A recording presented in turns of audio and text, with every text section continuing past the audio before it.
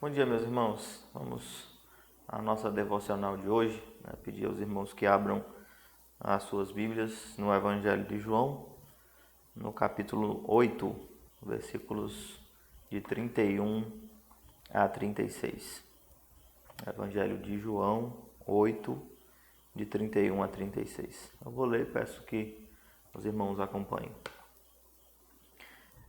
Disse, pois, Jesus aos judeus que haviam crido nele: Se vós permanecerdes na minha palavra, sois verdadeiramente meus discípulos, e conhecereis a verdade, e a verdade vos libertará. Responderam-lhe: Somos descendência de Abraão, e jamais fomos escravos de alguém. Como dizes tu, sereis livres? Replicou-lhes Jesus: em verdade vos digo, todo o que comete pecado é escravo do pecado. O escravo não fica sempre na casa, o filho, sim, para sempre.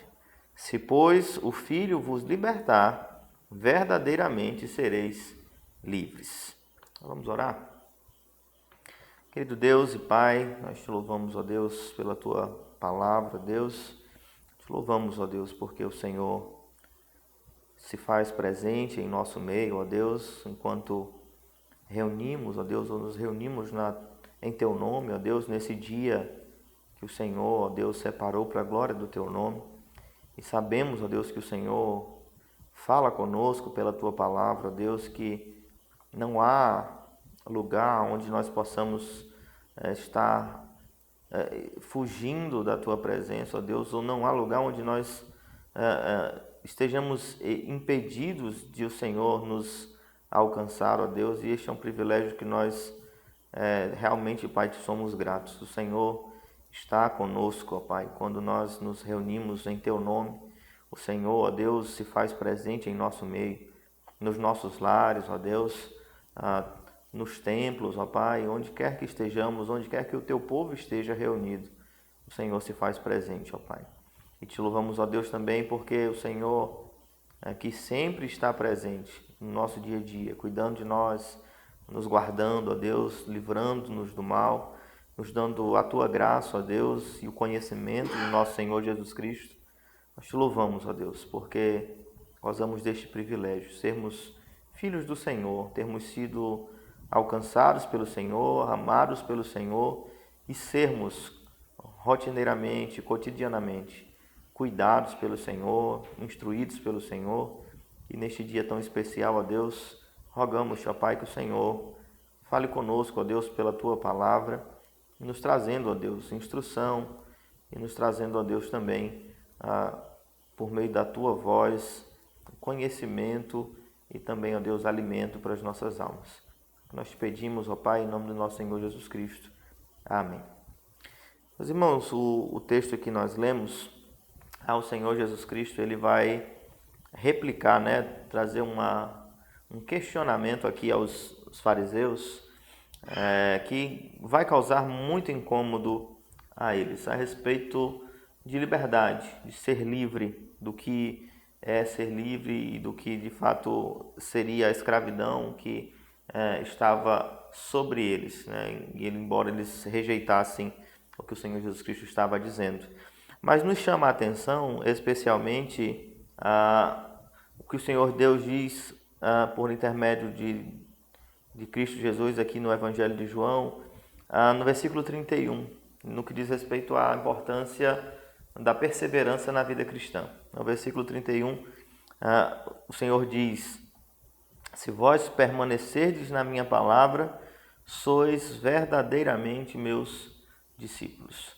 É sempre um grande motivo de grande alegria quando alguém toma a decisão, e se tornou algo cultural e comum dentro da igreja evangélica, a ideia de se tomar uma decisão ou aceitar a Jesus, ou ter um dia em que você entregou-se a Jesus, embora nós saibamos que é o Senhor que nos alcança com a sua graça, é o Senhor que, pela sua palavra e o seu Espírito Santo, abre os nossos olhos e nos dá uma nova vida, mas se tornou marcante no meio evangélico aquele momento que você diz: sim, em que você aceita Jesus.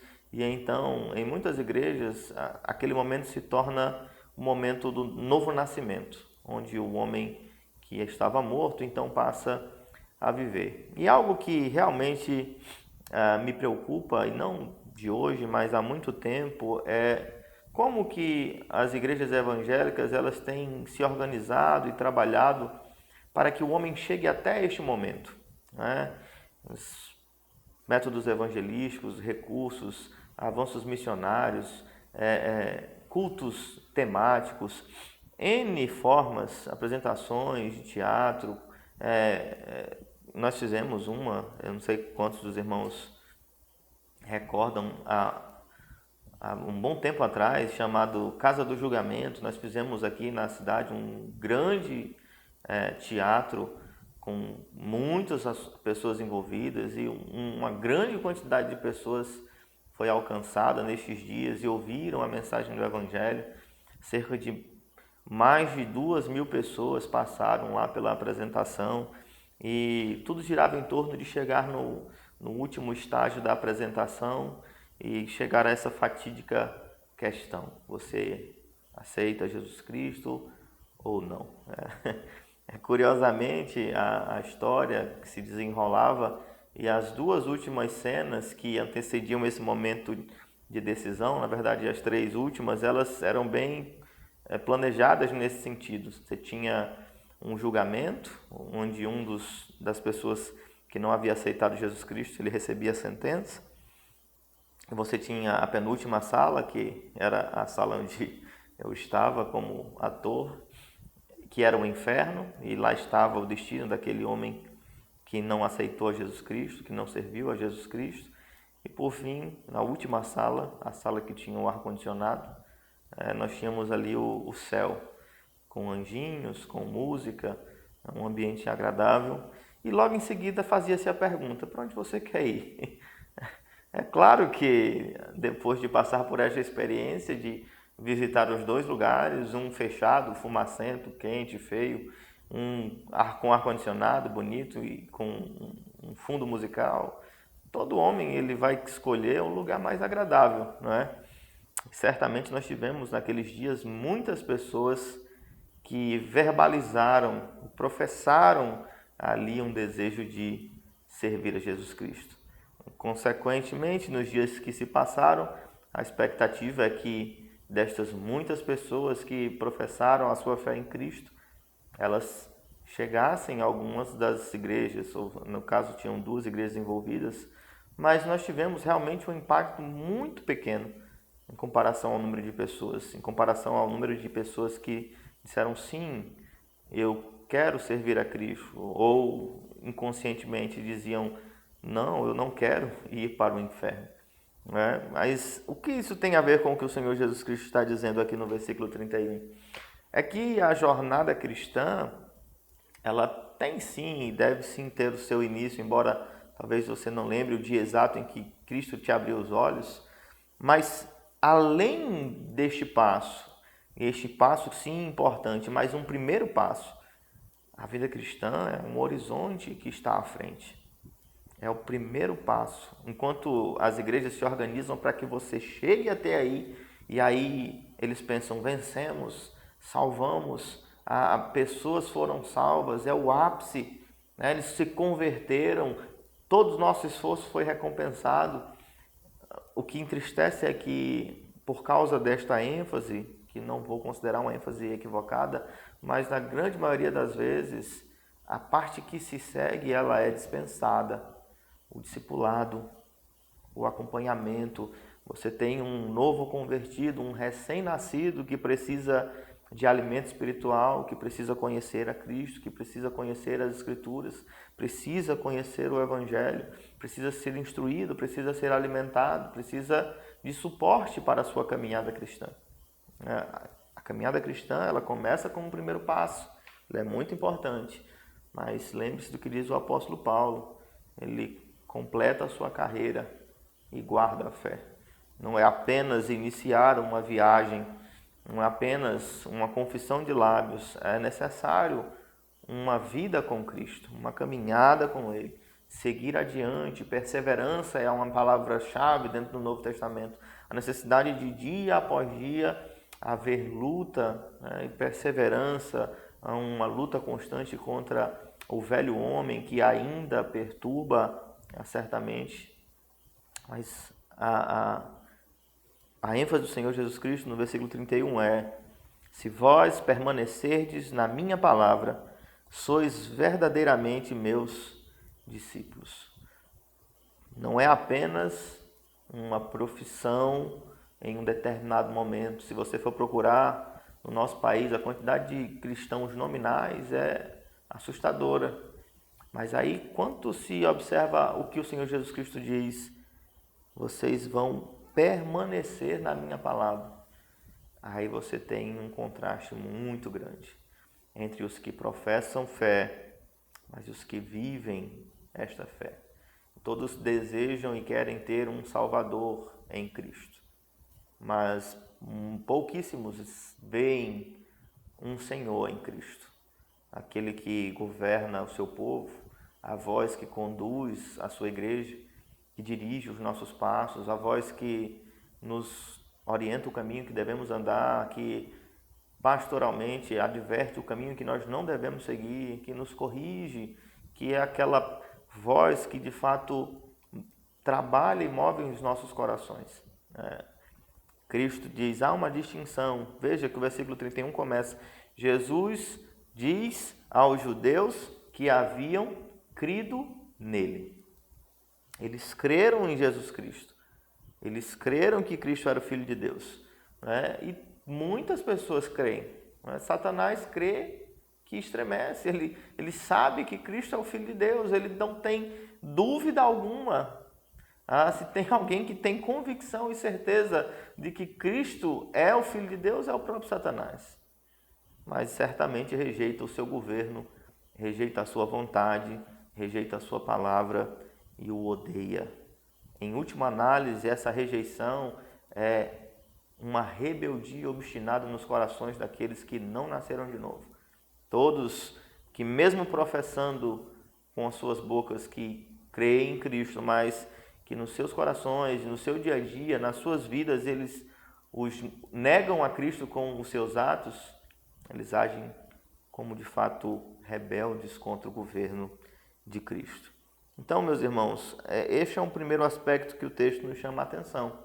A perseverança na vida cristã, ela é uma característica da genuína conversão. Aquele que nasceu de novo, no qual o Espírito Santo de Deus habita, ele ama a lei de Deus e ele precisa perseverar.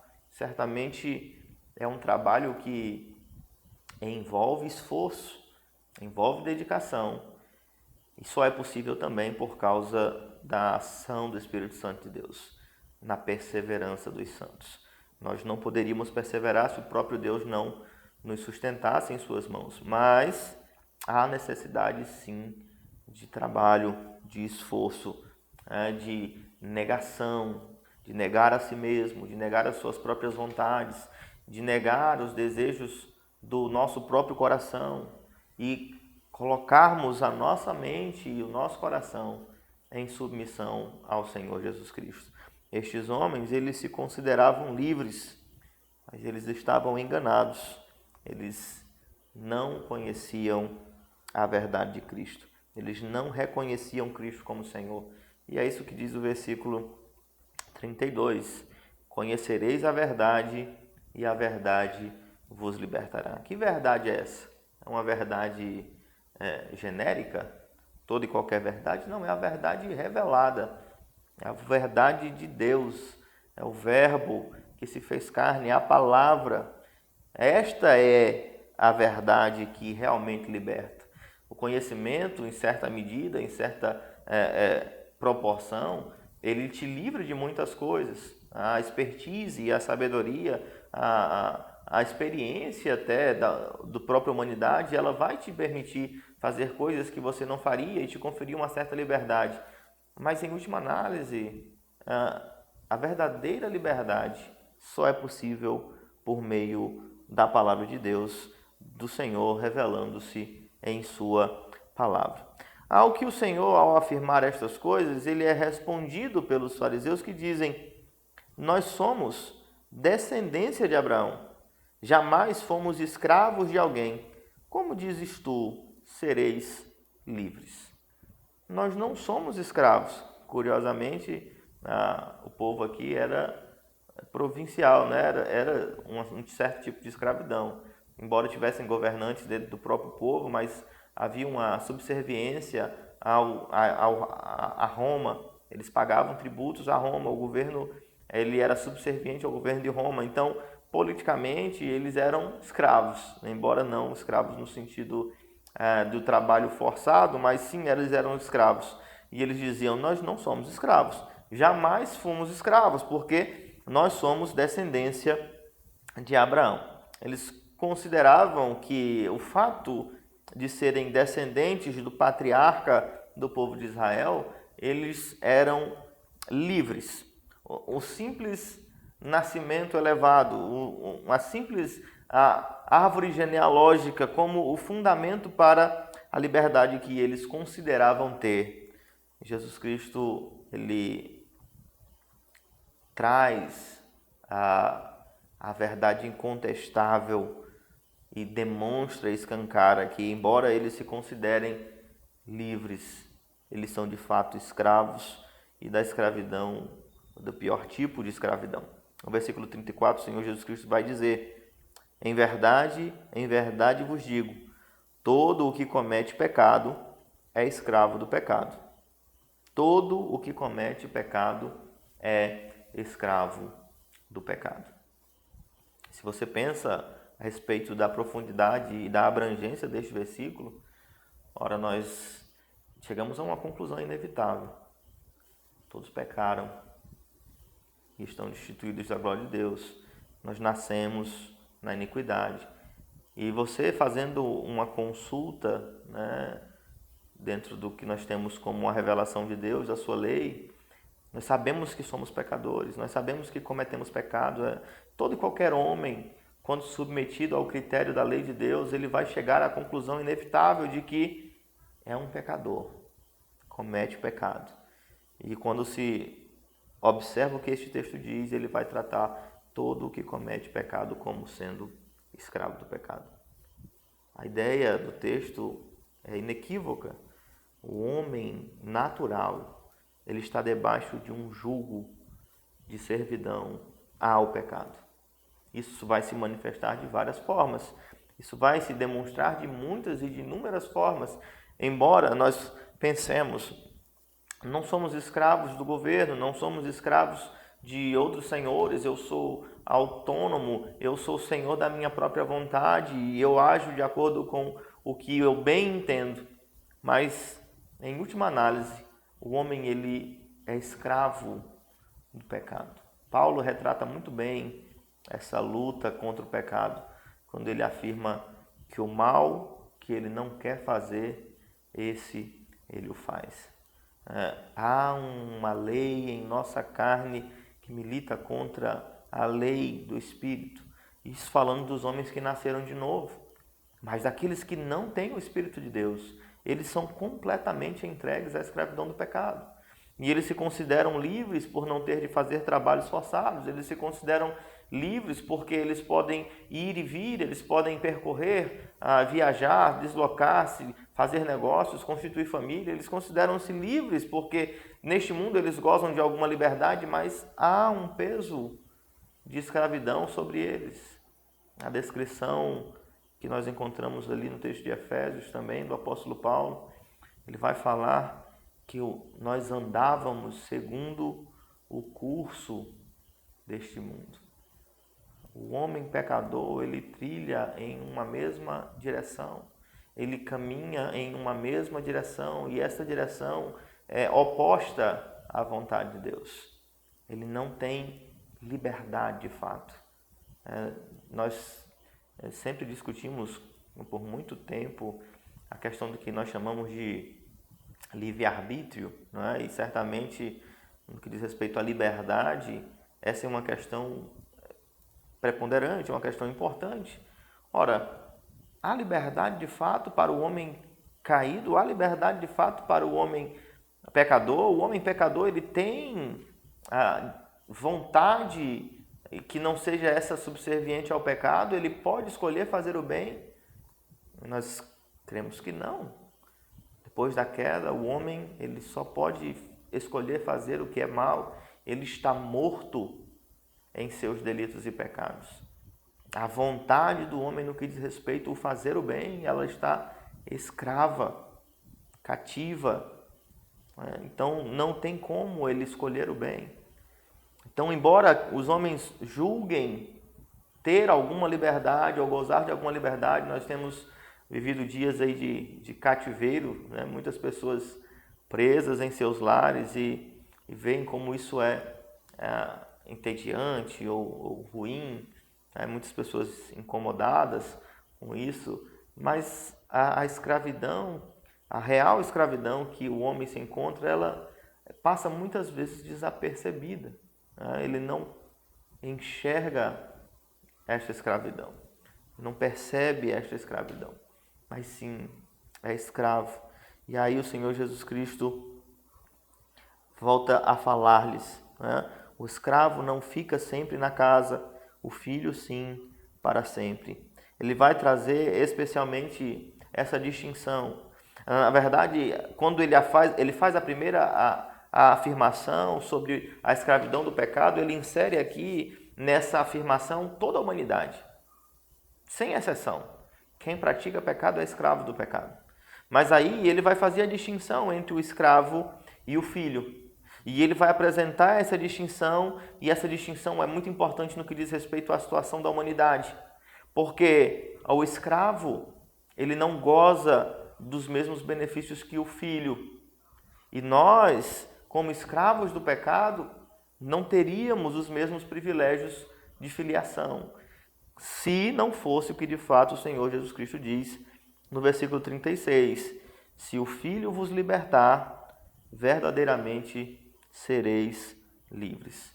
A liberdade que de fato é necessária para todos aqueles que estavam debaixo do jugo do pecado, que estavam debaixo da escravidão do pecado, não é uma escravidão que pode ser resolvida com as nossas próprias ações. A nossa necessidade de liberdade, ela não poderia ser suprida por qualquer esforço nosso. Cristo coloca a verdadeira liberdade como sendo uma liberdade que é obtida por intermédio do Filho. Ela não é comprada por esforço próprio, ela não é comprada por boas ações, ela não é comprada por uma boa conduta moral, ela precisa ser adquirida pelo Filho.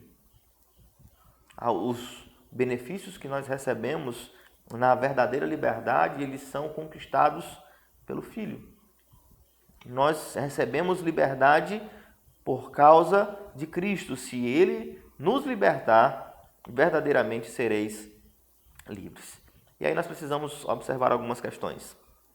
Veja bem, Paulo vai tratar isso mais adiante, com mais profundidade, na sua carta aos Romanos, no que diz respeito a essa relação entre o homem convertido e o pecado. Nós não somos mais escravos do pecado por causa de Cristo. Nenhuma condenação há para aqueles que estão em Cristo Jesus. Os benefícios que nós temos e recebemos, eles estão em Cristo Jesus. Na filiação, nós recebemos de Cristo Jesus. Então nós não somos mais escravos do pecado, embora ainda lutemos contra o pecado que habita em nossa carne, mas agora nós somos comprados por Cristo. Nós somos escravos, sim, mas do próprio Cristo. A nossa vontade, ela não é mais escravizada pelo pecado. Isso, meus irmãos, é algo importante demais para nós refletirmos no que diz respeito à vida cristã. Esse ponto é um ponto fundamental. Ora, se nós nascemos de novo, se nós professamos fé em Cristo, se nós professamos que de fato fomos libertos, o pecado ainda nos escraviza? Pastor, mas a gente nunca vai deixar de pecar. porque somos pecadores? Sim, esse é o ponto indiscutível, mas nós somos escravos desse pecado, ele governa as nossas vidas, ele lidera as nossas ações, ele conduz a nossa família, ele conduz a nossa vida, nós vivemos por causa dele. Esse não é uma característica de alguém que nasceu de novo e que foi liberto. Não corresponde com a liberdade que nós recebemos do Senhor Jesus Cristo. E aí, meus irmãos, eu queria que os irmãos entendessem e relacionassem essa liberdade que Cristo nos conquistou com a necessidade da perseverança, tá? Que é posta no primeiro versículo, de permanecer. Tá? Certamente os irmãos vão concordar comigo que não é simplesmente você dizer, eu aceito Jesus, embora talvez essa seja a imagem que é anunciada e que é passada nas igrejas evangélicas. Você aceitou Jesus, pronto, agora tudo mudou, as suas inclinações ao mal desapareceram, você não precisa mais se esforçar, o pecado não te assedia mais, e isso é um engano. É um engano, terrível engano. Nós continuamos sendo pecadores e as nossas afeições elas continuam nos apontando para aquilo que é mal. E como nós somos libertos? Somos libertos pela verdade.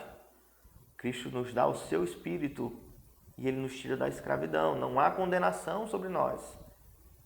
Mas agora nós temos liberdade para fazer a sua vontade.